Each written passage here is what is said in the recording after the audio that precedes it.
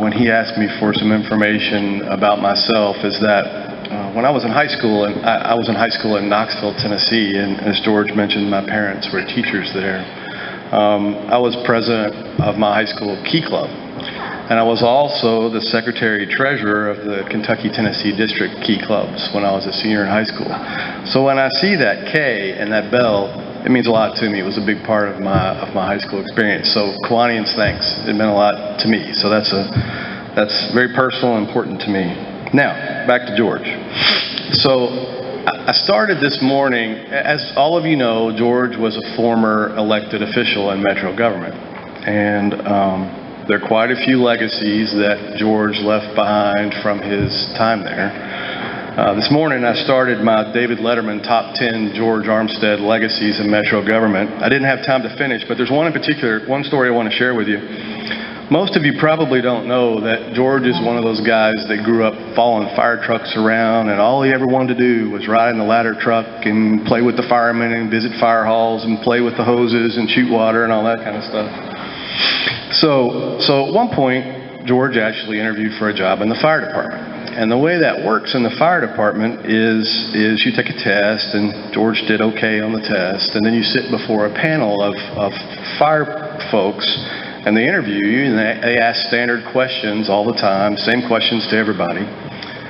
And they finished the interview with one particular question that George made it this far, and they asked him this question, and they said, well, Mr. Armstead, are there any chiefs in particular that you look up to? And he paused and thought for a second and contemplated and looked up and sincerely said, Geronimo.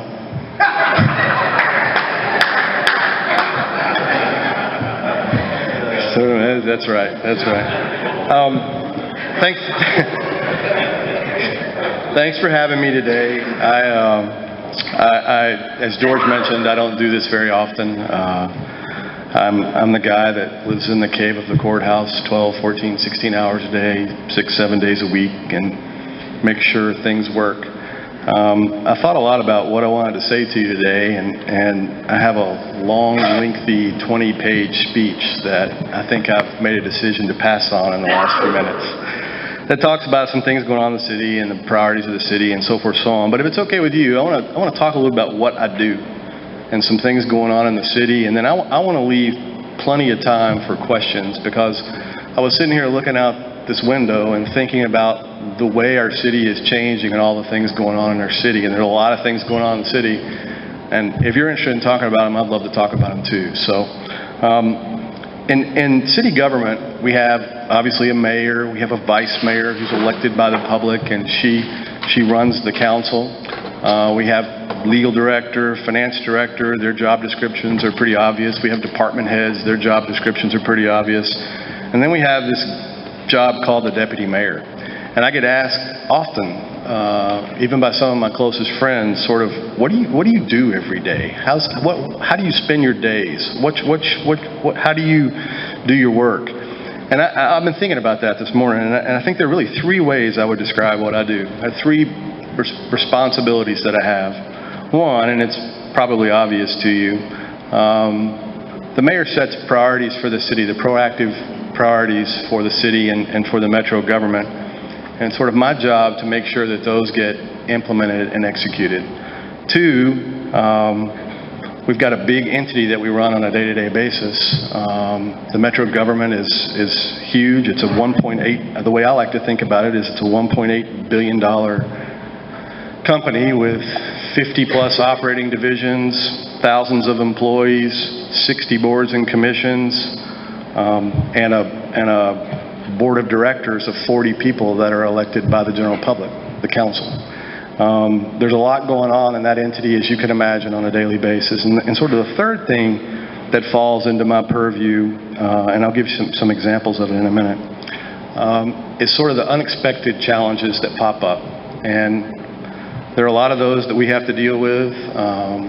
There's one today that wasn't on I'll give you an example today. There's one today that wasn't on my agenda yesterday. And if you read the front page of the Tennessean today, there's a big story about the symphony and what's happening with the Skirmahorn Symphony Hall. Yesterday morning, Metro government and the mayor were not a part of that conversation. It was a negotiation between the symphony and the lenders. today we're a part of that conversation, and that I didn't see that coming. So there's a whole host of unexpected challenges that you never know that come your way. On the mayor's priorities, I think it's clear to you now. You know what they are. He says them all the time. He says the 3 pitches he's got to hit every day. He's got to get schools right, get public safety right, and economic development right. And to give you an example of how I interface on some of those things, I mean, the most obvious economic development project in the city is this big building right beside where we are today. So when he took office, the day before he was sworn in, he said, we need to move forward with this convention center project, because prior to that, it had sort of, the path forward was unclear. And immediately, you know, somebody had to figure out how we design it. Can we really afford it? How do we sell the bonds? It's the largest public works project in the history of the state of Tennessee. How are we going to oversee building that and do it in a way that we get it done on time and on budget? Those are the kinds of things that fall to me. So as an example of the type of work I do on economic development projects, it's those kinds of things.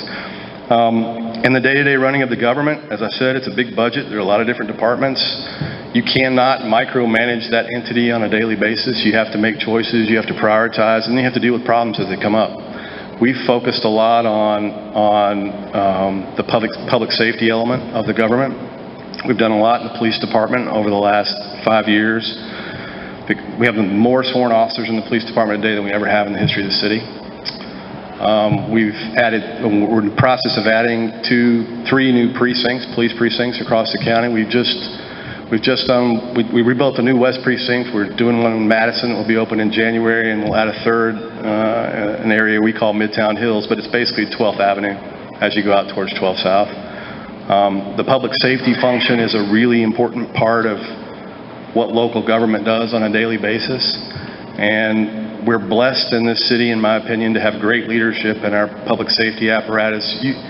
It takes a big problem away from the mayor and me every night when we go to sleep to not worry about the police department and whether or not they're doing a good job, and they do a good job. And our crime rates are low, and they've done great work.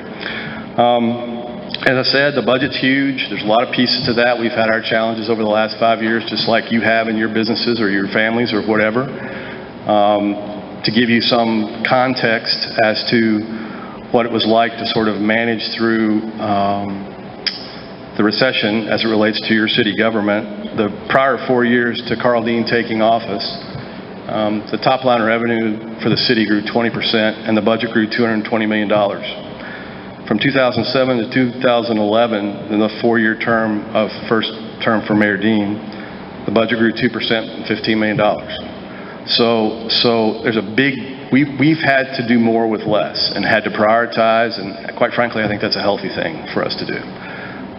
We've, from a budget perspective, protected public safety in schools and looked for cuts we can make in other parts of the government, and over the course of those 4 years, we reduced the size of the non-education piece of the government by 10 to 15%. So that was part of our challenge we were given, and on a daily basis, you always have to deal with budget issues. And the third thing I mentioned to you, the unexpected challenges.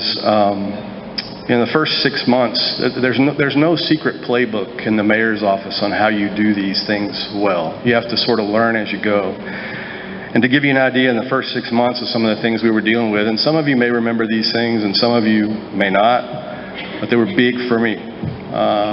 Right out of the chute, we had some Canadian guy trying to buy the Predators and move them to Canada. Actually, before I was on the payroll in the mayor's office, I was working on trying to get a local ownership group to figure out how to buy the Predators and keep them here. And I spent 15 hours a day for 60, 90 days in law firms' offices and other places trying to make that happen. That's something that Mayor Dean didn't know was going to be on his plate when he took office to the extent that it was. Another thing that happened in the first 6 months is, many of you remember when we had the break-in at the Election Commission and they stole all the voter data and all the Social Security numbers and private information for everybody in Davidson County was now somewhere in the public domain? Well, Mayor Dean was on a much-deserved holiday with his family in Africa, and I was there, and I knew nothing about theft ID, I knew nothing about any of these things. So that's an unexpected challenge that sort of served us up in the first 6 months when we took office were $500 million of water sewer projects that needed to be done, and the water department had zero bonding capacity, zero. And so that infrastructure is really important for our city, and so we had to figure out solutions to that. And I think the other big challenge that we realized in the first 6 months that we were unaware of when he was sworn in is just the depth of the recession and the economic challenges that were staring us in the face. And then the ultimate, for me, unexpected challenge was the flood. And I think it was for everybody, and for me personally, I have sort of the direct responsibility for the Office of Emergency Management and things that happen in disaster, and that was an incredible personal and professional moment for me, and for 6 months is pretty much all I did. So every day I use those as examples of sort of things that happen in my world that you don't see coming. You don't really know how to do them, and there's a lot of judgment involved in the decision making around them, and my job is to make sure we get that right. In terms of where the city is now, I think all of you know this city is incredible, and I used to pride myself in being able to keep up with the things going on around the city, and there's so much happening now. I struggle to keep up. I used to really pride myself in that. The city is, as you know, on everybody's top list of whatever it is you want, whatever superlative you want to give it. And I think the future's bright. Our revenues are up. Hospitality, hotel, motel tax revenues are setting records every month. Our sales tax revenues and property tax revenues, we just did a reappraisal, and the reappraisal and property values, while some of you may end up paying more taxes because your property values have gone up, the good news from our perspective is the property values are increasing. So the city's in a great place. We just finished our operating budget Tuesday night. You may or may not see it in the newspaper, but it's a nice compliment thank you, Councilman Harrison. It's a nice compliment when we can stand up and do an operating budget in these days and times and get a unanimous voice vote from the council and basically all be on the same page, council and administration, on how we move the city forward. That's a great thing. Next week we'll do a capital spending plan, which is, translation is projects that we do.